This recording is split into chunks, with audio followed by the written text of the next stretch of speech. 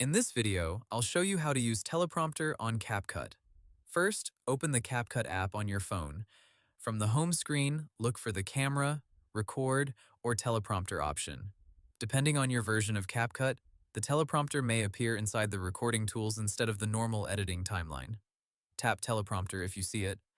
If it opens through the camera feature, allow CapCut to access your camera and microphone. This lets you record yourself while reading your script on the screen. Next, paste or type the script you want to read. You can use this for tutorials, talking videos, product reviews, presentations, or short-form content. Try to break your script into short sentences so it is easier to read naturally while recording. After adding your script, adjust the teleprompter settings.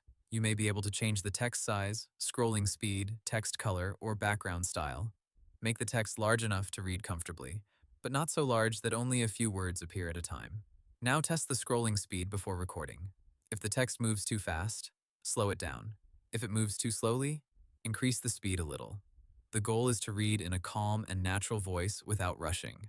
When you are ready, tap the record button and start speaking while following the script on the screen. Try to look close to the camera so your eyes do not move too much while reading. After recording, preview the video. Check that your voice sounds clear, your pacing feels natural, and the script matched the recording. If needed, record again or adjust the teleprompter speed. Once you are happy with the recording, continue editing in CapCut. You can trim the video, add captions, music, effects, or filters.